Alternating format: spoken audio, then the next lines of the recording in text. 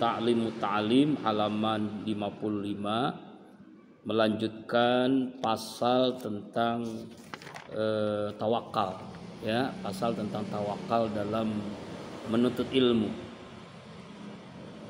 Wa dakhala faqihun ala Abi Yusuf ya'udu fi maradi mauti wa yajudu bi nafsi faqala Abi Yusuf law ramyul jimar raqiban Abdul Awrahid Jilan. Jadi seorang ulama fikih namanya Syekh Abu Yusuf yang ia mengalami sakit yang luar biasa, maradi mautihi, sakit sakaratul maut, sakit menjelang kematiannya, dan dia menemui masalah, lalu dia bertanya kepada seorang ahli fikih. Ya, apa pertanyaannya? Melempar jumroh itu berkendara atau jalan kaki? Karena jarak antara melempar jumroh, tadi saya habis sampaikan, itu nanti mudah-mudahan dengan mengetahui ini Allah karuniakan kamu semua bisa menunaikan ibadah haji. Rukun ibadah haji itu diantaranya melempar jumroh. Ini yang dilakukan oleh setan menggoda Nabi Ibrahim, menggoda Nabi Ismail dan Siti Hajar agar tidak terjadi korban dengan berbagai cara. Makanya diusirlah oleh Nabi Ibrahim, oleh Siti Hajar, oleh Nabi Ismail dengan melempar jumroh. Bismillah Allahu Akbar 7 kali lemparan. Bismillah Allahu Akbar. Itu dilakukan 3 hari kan? Ya. Makanya jamaah haji itu wajib melakukan itu. Dan itu bukan perkara yang mudah, karena perjalanannya itu jauh, sekitar 6 kilo antara tenda kita nginep di Mina dengan melempar jumrah itu sekitar 6 km. Makanya kalau jamaah haji itu kenapa pentingnya fisik yang sehat, ya, fisik yang kuat, makanan yang bergizi, agar nanti perjalanannya itu tidak terganggu. Dan usianya kalau bisa yang muda-muda seperti kamu nih, kalau jamaah haji enak nih, masih muda, masih kuat. Ya, kalau yang tua itu kasihan gitu, apalagi kursi roda, kasihan.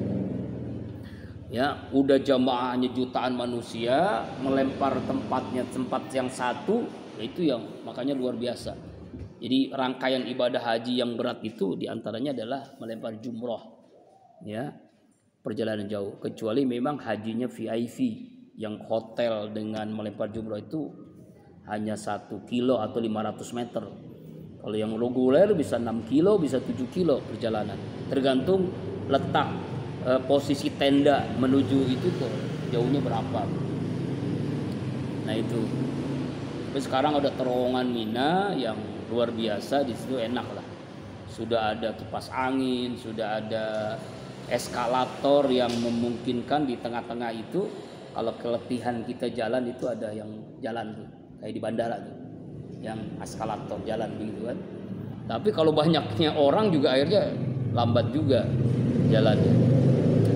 Nah, pertanyaan itu nggak ada yang jawab, maka dia menjawab sendiri. Fa'ajaba bi nafsi. Apa jawabannya? Anna ramya masyian ahabbu bil awwalin. Jadi melempar jumlah dengan berjalan kaki itu lebih dicintai oleh ulama-ulama terdahulu. Memang lebih utama melempar jumlah dengan, dan memang tidak ada kendaraan, karena memang itu hanya manusia semua, ada semuanya jalan kaki, paling-paling kursi roda, nggak ada kendaraan di situ. Jadi menuju ke tempat Jumratul Ula, Wusta dan Aqabah itu tidak ada kendaraan, semua manusia ke tempat yang sama, jalan kaki.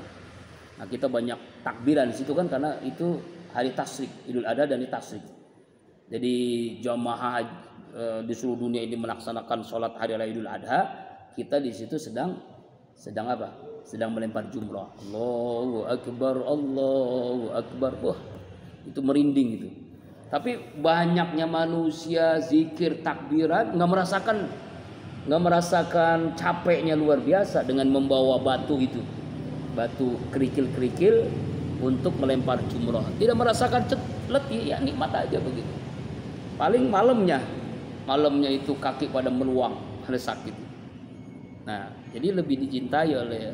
Jadi ternyata berjalan kaki itu memang ya bagaimana Nabi Ibrahim, Siti Hajar perjalanan yang jauh begitu bisa ditempuh, dan itu tidak ada apa ya, langit itu langsung sinar matahari, padang pasir. Kalau kita ya jamaah haji sudah ada terowongan, di situ ada kipas angin, kemudian disiapkan ada air minum jam-jam, di mana-mana tempat tuh ada air minum. Kalau keletihan kita tinggal ambil, tinggal minum, banyak sekali air jam-jam.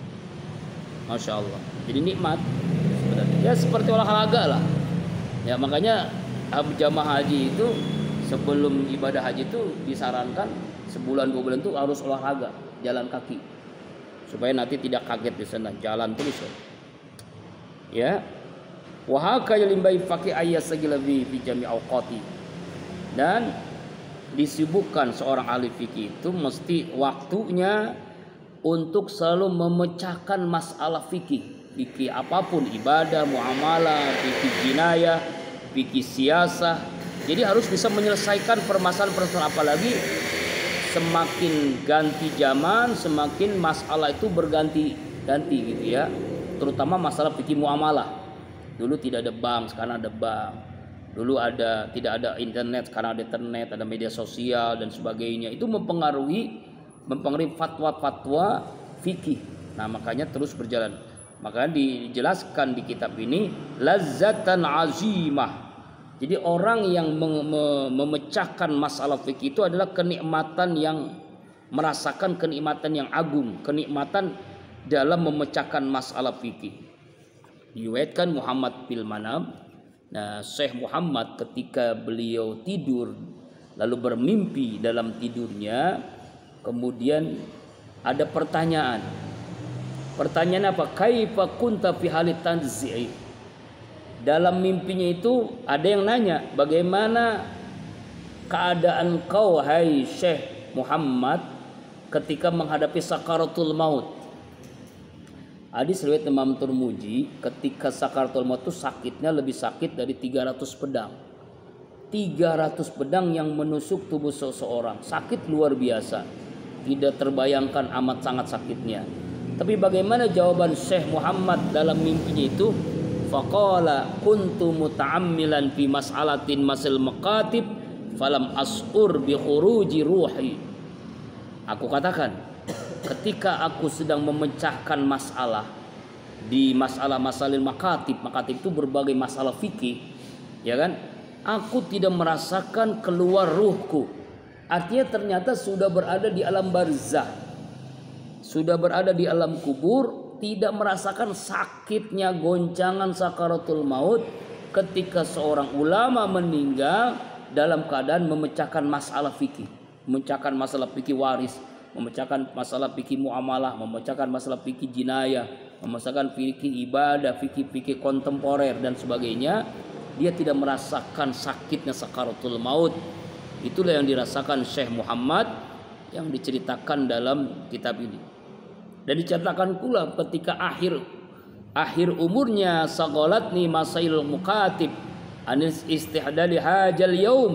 Umurku, di akhir umurku adalah ketika aku sibuk dengan masalah mukatab, masalah-masalah yang terjadi di dalam masalah fikih, dan karena tidak ada persiapan untuk menghadapi kematian, karena saya sibuk memecahkan masalah itu.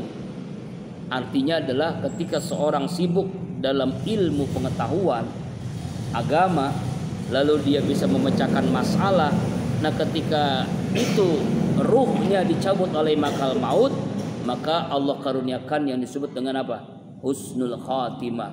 Ya ayyatuhan nafsul mutmainnah, irji'i ila rabbiki radiyatam mardiyah fadkhuli fi ibadi wadkhuli jannati. Itulah yang diberikan kepada Syekh Muhammad ketika sakaratul maut, dan dia tidak merasakan itu karena indahnya sibuknya menyelesaikan masalah agama. Karena itu dia meninggalnya dalam keadaan terbaik. Wa inna maqala jaga tawaduan, dan itu bentuk tawadu seorang ulama ketika menjawab pertanyaan seorang yang menghadapi sakaratul maut, yang sibuk dengan masalah agama.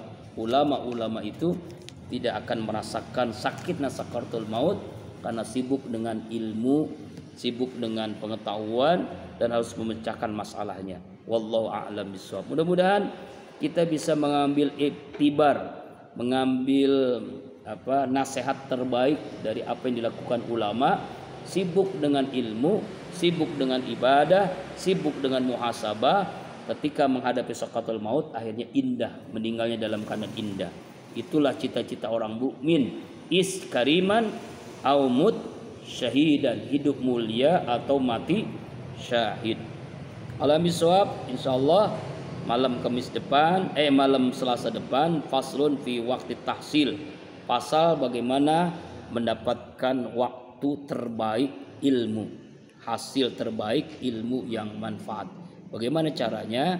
Insyaallah kita akan lanjutkan pada pertemuan selanjutnya.